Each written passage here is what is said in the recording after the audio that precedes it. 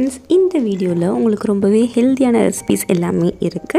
So skip பண்ணாம video ஃபுல்லா பாருங்க. ஃபுல்லாவே ஹெல்தியான லைஃப் ஸ்டைலுக்கு மாறிட்டு இருக்கிற மாதிரி தெரியும் இந்த வீடியோ பாத்தீங்க அப்படினா. மார்னிங் பாத்தீங்க அப்படினா சாமை பொங்கல் செஞ்சிருந்தேன். சக்கரை பொங்கல் வேணும்னு கவி கேட்டிருந்தான். சோ அந்த சாமையிலே சக்கரை பொங்கல் மாதிரி கவிக்கும் மித்ரனுக்கும் கிண்டியாச்சு. நம்ம செய்வோம்ல வெண்பொங்கல் மாதிரி அந்த மாதிரி வெண்பொங்கலும் செஞ்சுட்டேன். நெக்ஸ்ட் தொட்டுக்கிறதுக்கு தேங்காய் சட்னி வச்சு பிரேக்ஃபாஸ்ட் வந்து ஃபினிஷ் பண்ணியாச்சு. ரொம்பவே ஹெல்தியான ரெசிபியும் கூட இது. கண்டிப்பாக நீங்களாம் ட்ரை பண்ணி பாருங்கள். டேஸ்ட்டும் சூப்பராக தான் இருந்துச்சு. நெக்ஸ்ட் பார்த்தீங்க அப்படின்னா ஈவினிங்காக வந்து கொஞ்சம் ராகி புட்டு செய்யலாம் அப்படின்னு சொல்லிட்டு செஞ்சேன். மாவு வந்து ராகி மாவு வந்து 1 கப் எடுத்துக்கிட்டிங்க அப்படின்னா 3/4 கப் அளவுக்கு தண்ணி எடுத்துக்கணும். லைட்டாக வெதுப்பாக எடுத்துக்கோங்க. மாவில் ஃபஸ்ட்டு 1 ஸ்பூன் நெய்யும் கொஞ்சோண்டு சால்ட்டும் ஆட் பண்ணி நல்லா மிக்ஸ் பண்ணிவிட்டு அதுக்கப்புறம் தண்ணியை வந்து தெளித்து இந்த மாதிரி நல்லா டைட் பண்ணி லூஸ் பண்ணி பிசையணும். அந்த மாவை நல்லா பிசைஞ்சிட்டே இருந்துட்டு அதுக்கப்புறம் பார்த்திங்கன்னா அதோடய பதத்தை நான் சொல்கிறேன் பாருங்கள். இந்த மாதிரி கையில் பிடிக்கணும்.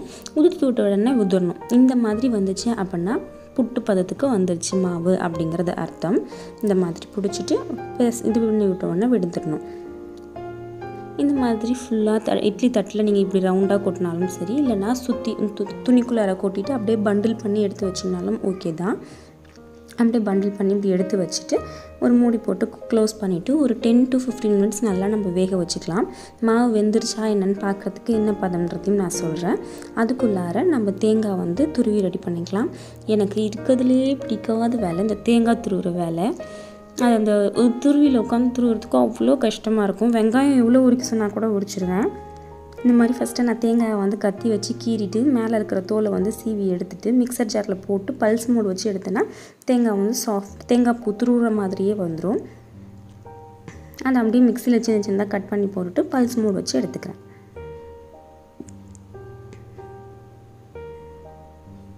தேங்காய் பூ சூப்பராக ரெடி ஆகிடுச்சு. பார்த்திங்க அப்படின்னா புட்டு வந்து வெந்துருச்சு. இப்படி நம்ம எடுத்து இப்படி திரும்பி பார்க்கும்போது உருண்டையாக வர்ற மாதிரி இருந்துச்சு அப்படின்னா புட்டு மாவு வந்து நல்லா வெந்துருச்சுன்னு அர்த்தம். இதை அப்படியே ஒரு பாத்திரத்தில் ட்ரான்ஸ்ஃபர் பண்ணிக்கோங்க. கொஞ்சம் அகலமாக இருக்கிறதுல நம்ம போட்டு எல்லாமே கிண்டுறதுக்கு கரெக்டாக இருக்கணும். அது கூட இப்போ ஏலக்காய் தூள், ஏலக்காய் வந்து நீங்கள் கொஞ்சமாக இருந்து பவுட்ரு பண்ண முடியலன்னா சர்க்கரையோடு சேர்த்து பவுட்ரு பண்ணிக்கோங்க. அதுக்கப்புறம் அது கூட நம்ம துருவி வச்சுருந்த தேங்காவையும் சேர்த்துக்கிறேன். அது கூட ஒரு 2 ஸ்பூன் அளவுக்கு நெய் ஊற்றுனீங்க அப்படின்னா கொஞ்சம் வாசனை வந்து சூப்பராக இருக்கும். இது கூடவே நாட்டு சர்க்கரை ஆட் பண்ணியிருக்கேன். பட் ஃபைனலாக கொஞ்சோண்டு வெள்ளை சர்க்கரையுமே ஆட் பண்ணுவேன். அது என்னோடய டேஸ்ட்டுக்காக.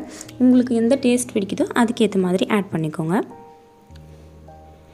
நெக்ஸ்ட் சர்வ் பண்ணும்போது பவுலில் மாற்றிட்டு சாப்பிட போகும்போது கொஞ்சமாக ஒயிட் சுகர் ஆட் பண்ணிவிட்டு நான் சாப்பிடுவேன். எனக்கு அப்படி தான் ரொம்ப பிடிக்கும். ஏன்னா அந்த ஒயிட் சுகர் வந்து அந்த கிறிஸ்டல் அந்த கடிக்கும் போது ஒரு மாதிரி இருக்கும்ல, அது வந்து பிடிக்கும். அதுக்காக இந்த மாதிரி செஞ்சு ஒரு தடவை நீங்கள் இன்னும் ட்ரை பண்ணி பாருங்கள், உங்களுக்கு பிடிக்கும்.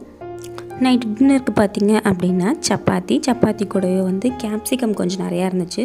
ஸோ கேப்சிகமும் பன்னீரும் சேர்த்து கிரேவி மாதிரி செஞ்சுருந்தேன். கிரேவி வந்து எப்படி செய்கிறதுன்ற வீடியோ ஆல்ரெடி நம்ம சேனலில் இருக்குது. தேவைப்படுறவங்க செக் பண்ணி பாருங்கள். நான் கார்ட்ஸில் கொடுக்குறேன்.